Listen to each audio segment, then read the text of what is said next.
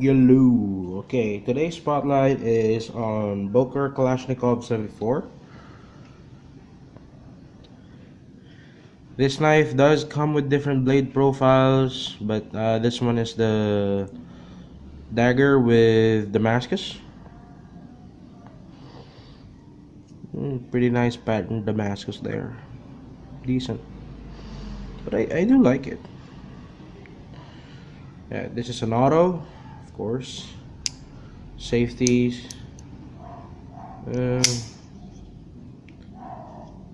good good ergos, I guess.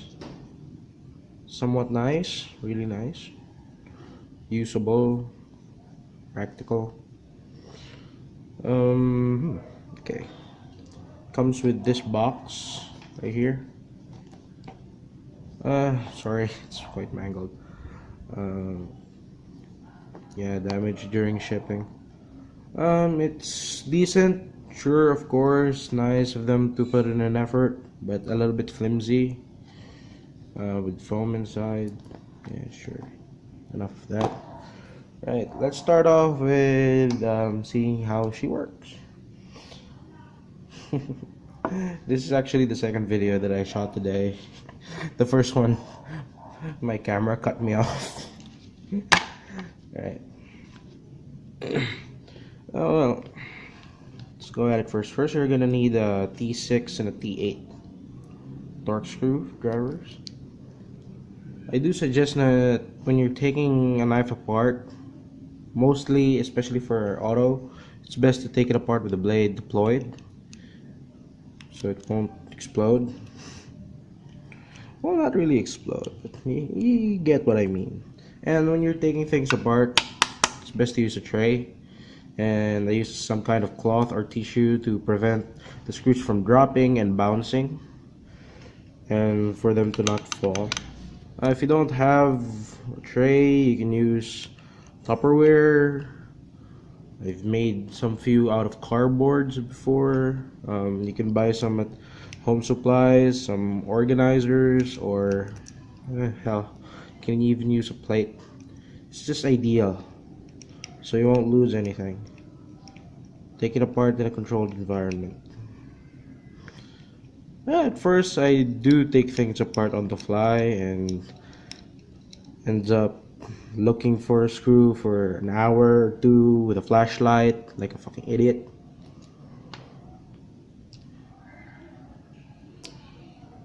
And then take it apart, pivot, and hold it.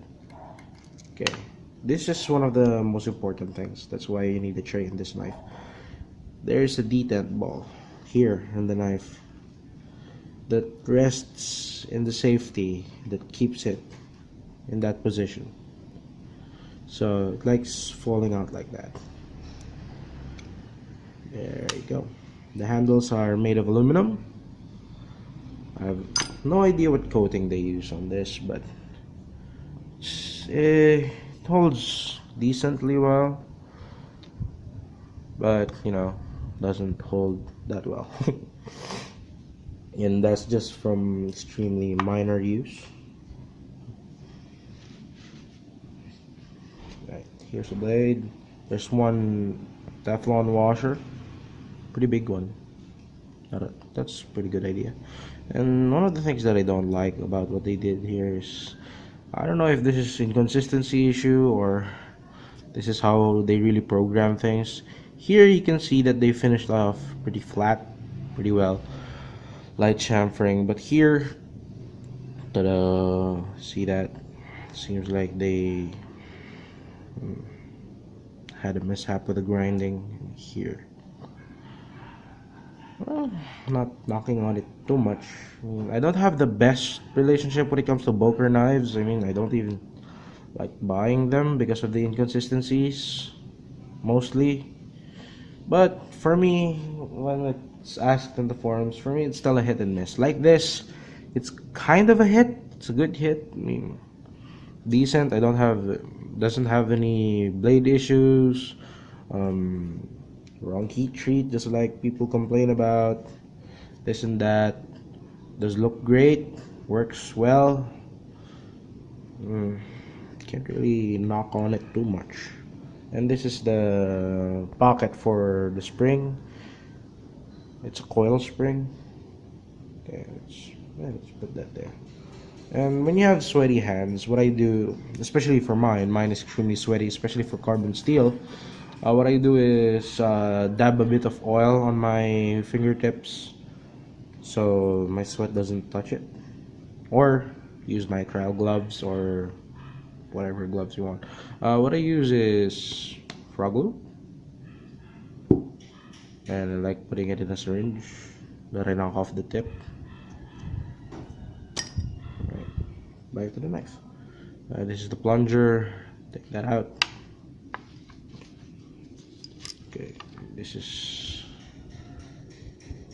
the spring. Come on, why don't you focus when I want you to? There you go. Ta-da! There's the stop pin, spring, and here's pivot barrel. Oh, it's a 6 bolt, but yeah, get it.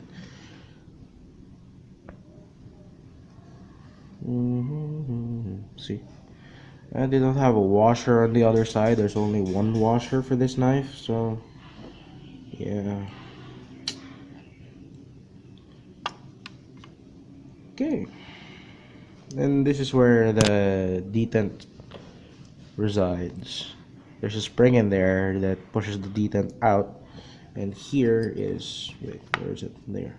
Here's where it sets for the safety. So, you know, it's pretty important, I guess. Sorry, knocked on the camera there. It's pretty important. You don't want to lose it, so it's best do it in a controlled environment and take your time. Of course, when you're holding it, you drop it, you lose it, you go screaming to high hell. You get the gist. And another advice when you're taking things apart, if you're gonna be using, well, technically on everything, when you're gonna change the oil when you first take it apart, I suggest that you use a solvent. Gasoline works, acetone works, alcohol doesn't work that well. Another one you can do is, I did another video on a gumming up on a PM2 because he mixed two different lubricants on it. You can boil it, then wash it with soap, then boil it again, then wash it with soap. But that's the very crude method. But, you know, you get it. Because when, well, I explained it on the other video, you can just watch it there, hopefully. Of course, in this one of the things that's really handy, Q-tip. You just ta-da! Yeah, some of the black on there, most of the black on there is from, I'm guessing, the heat treat or the first etching. So you can't really, well, if you want to remove it, sure, why not? So of course it's carbon steel, so just like that, after you knock off the rust, there's gonna be those inactive rust spots, or some people argue to be a patina. You can just take that out with polishing compound, rub it, or what I do is just strop it. That works. Okay. Okay, start to put things together. Good. There you go. Please focus for me, baby. There we go. First, put the pivot, but don't put it out too much, okay?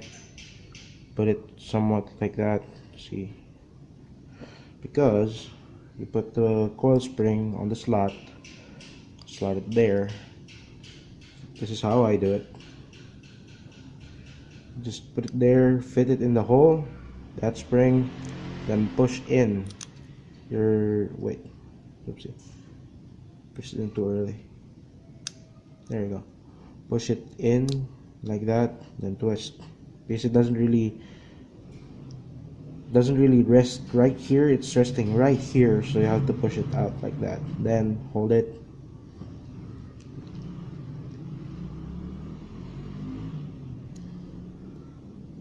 Then you put the, oh, come on, some kind of a tricky knife to put together. Sorry if you can't see it. Jesus Christ. There you go. Tiny ass top pin. There you go. Oh yeah, it's all the things that I forgot. I forgot to oil it up. Carbon steel requires a lot of oil. Well, some people use wax, but wax really tends to keep moisture, so I don't use it. But you can use some wax-like compounds like CO1. Frog Lube also has a pretty damn solid tub that's sort of a wax. I prefer those when using on bearings because it doesn't really hold dirt. So just rub it here, come on, and rub the other side with the grit. This is not really a cleaning video, but you know, just so it won't be shitty. It's put together, that's why I'm cleaning it up. This is just a disassembly because a lot of folks doesn't know how to take these knives apart. And yeah, I had one customer at some point that brought me a similar knife because in pieces because he doesn't know how to put things apart. So yeah, and they can't really see a video about taking this knife apart specifically. So I said, what the heck? Why not? Right. So gently, and fuck you, detent ball. I don't like using tweezers because it's prone to mistakes, especially for something this small, and especially if you're shooting a video where there's camera in front of your face. So yeah, this is how I do it. You can find a better way to do it when you're taking things apart because it's personal preference. And of course, detent, fuck you. And people making that stupid noise, fuck you. I'm not really doing it I'm doing it outside. So I'm doing this video outside, so sorry for the noise if you can hear it. Okay. Then you put the spring in the hole. Come on. Why don't you focus for me, baby? Thank you. Put the plunger. Okay, gently. Fuck you.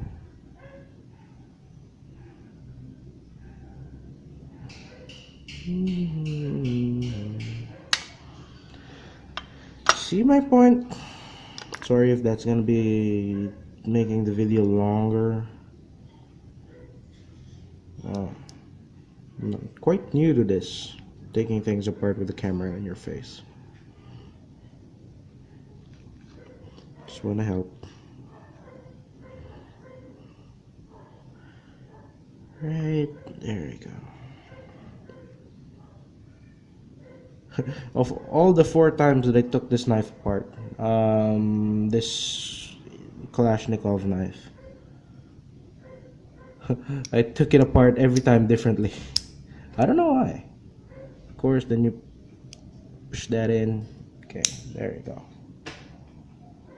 Okay, and when it comes to autos, I suggest putting on the pivot first, pivot screws, and there you go. Hold it in. There. I don't usually do it fully, just enough to put some tension.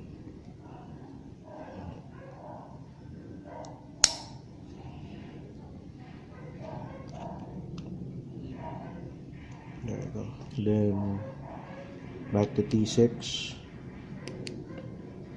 Put in the body screws. And as you can see, there's still blue Loctite. Another suggestion that I have is some people put Loctite, blue Loctite, or thread locker. Loctite is a brand, guys. Remember that. I have a few friends, especially here in this area, looking for Loctite in hardware stores, then keeps getting frustrated, then eventually just using fucking super glue because they keep asking for Loctite, Loctite, Loctite. I mean, it's a brand. Not all shops are gonna carry it, so chill. You see that blue spot? It has it on the pivot screw and all the screws. What you can do is, it's my sort of way of recycling. Take it apart, put it back together, then blue Loctite is still in there in its somewhat solid form. You can use a hair dryer and heat everything up, then wait for the Loctite to set again. That works really well on blue thread locker.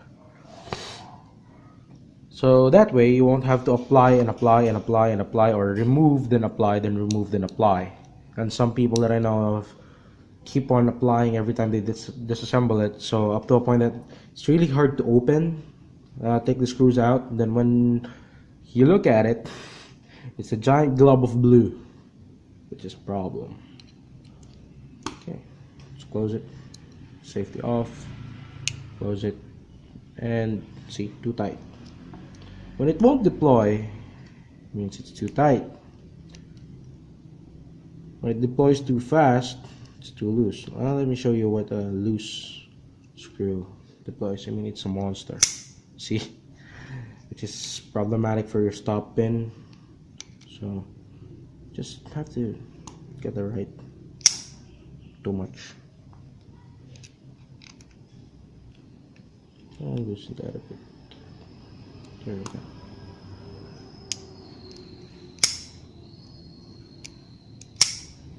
Okay.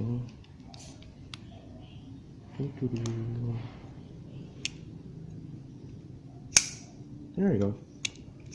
Decent. Good opening and closing. Overall, it's a good knife, honestly. For the price here, it's being sold as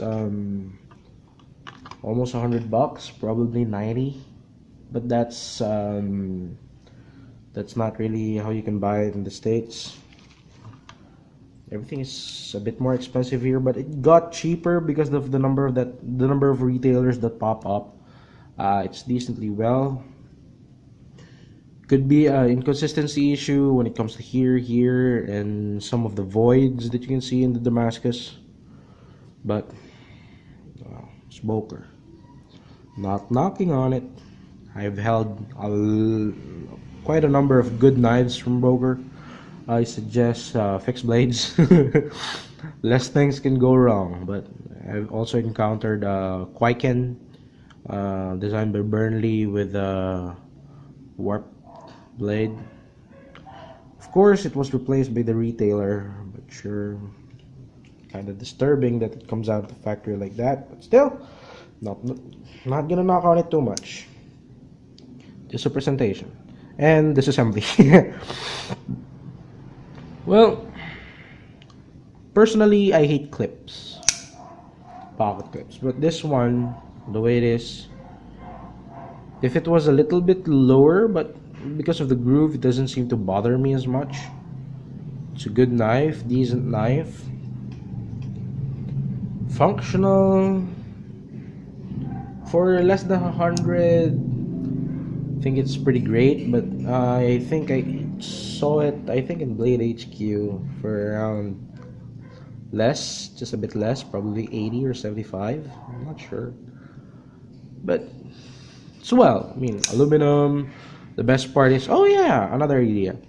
I don't know about a lot of you, but if you want to preserve Damascus, you have Damascus stuff. I suggest having it clear Cerakoted. That's what my buddy did when he made his production of Damascus slides for 1911s. Works really well. I mean, if you beat the living shit out of this up, you can have it Cerakoted again. It's an option. Deploys really well. Kinda tempted to add a swedge here. But I won't go that far. It's well, really, really well. So overall, good ergos, good size,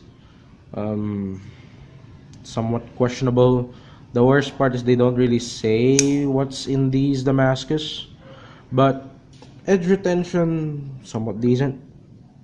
I know I keep saying decent, but I have pretty high standards, but I'm not one of those edge snobs that, ooh, that's not M390, that sucks. No. Not judging those people as well. Sure, why not? Enjoy your own shit. Whatever. Alright, guys. Hope you learned something. Hope you can take it apart now.